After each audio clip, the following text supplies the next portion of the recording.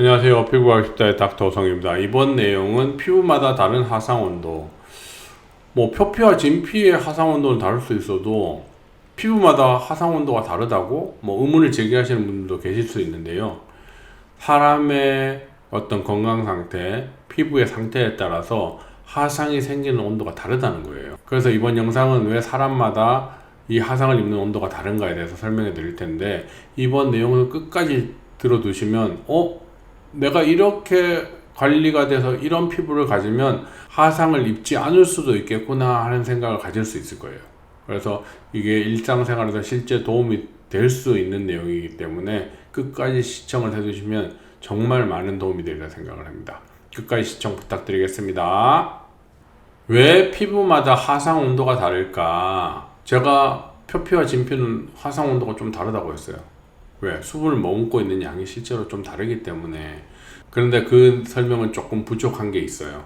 그래서 왜 실제로 표피와 진피에 이런 하상의 온도차가 나타나는지 중요한 것 중에 하나가 뭐냐면, 표피는 혈관이 없어요. 진피는 혈관이 풍부하고. 이게 무슨 차이를 나타낼까?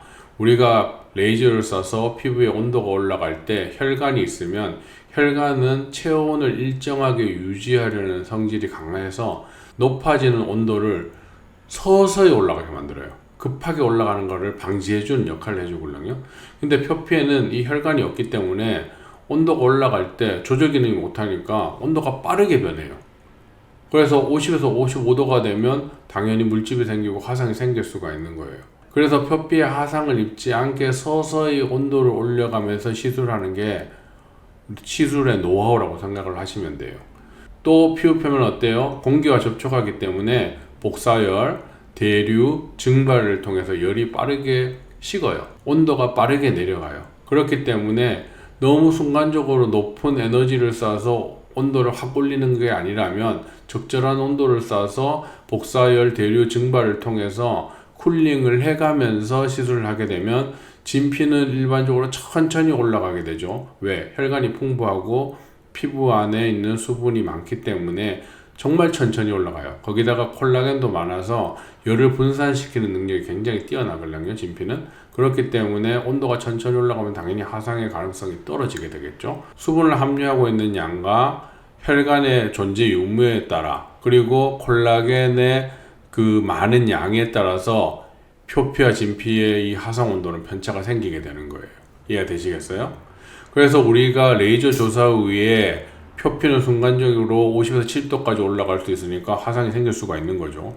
진피도 물론 이렇게 올라가는데, 진피는 되게 천천히 올라가면서 40에서 42도에서 10분, 20분 정도 머무르고 45도에서 3분에서 5분 정도 머무르면서 조직의 손상 없이 콜라겐 리모델링을 유도할 수가 있는 거예요. 물론 50도 근처까지 몇 초, 60도 근처까지 몇 초 단위로 올라가면 하상 없이, 조직의 손상 없이 콜라겐 리모델링 유도가 가능해요.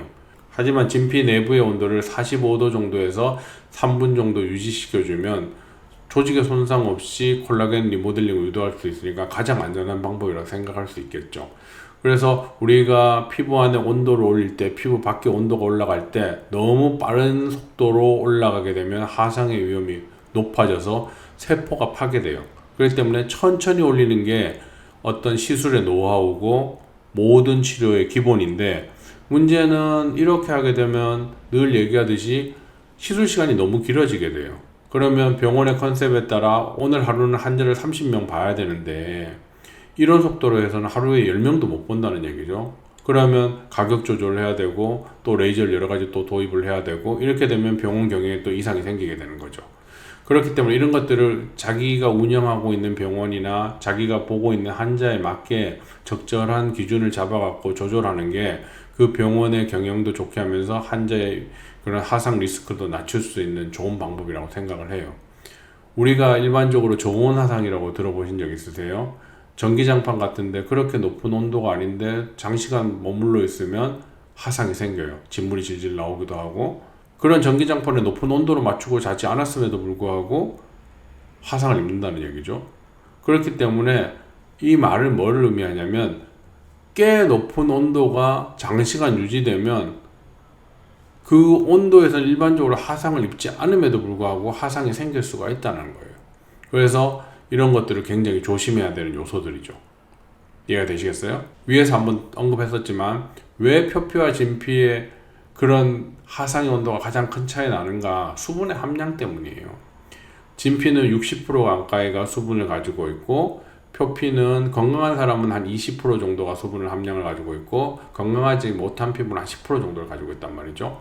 건조 중량을 했을 때 이 피부 표피의 무게 감소량을 측정하면 건강한 사람들은 20% 정도 감소하고 건강하지 않은 사람들은 10% 정도 감소해요. 즉 물을 많이 머금고 있고 물을 조금 머금고 있다는 거죠. 물을 조금 머금고 있으면 저거 뭐라고 했어요? 하상이 생길 가능성이 올라가게 되는 거예요. 그래서 건강하지 않은 피부는 건강한 피부에 비해서 하상이 생길 가능성이 올라가게 되는 거죠. 왜? 물 함량이 적으니까.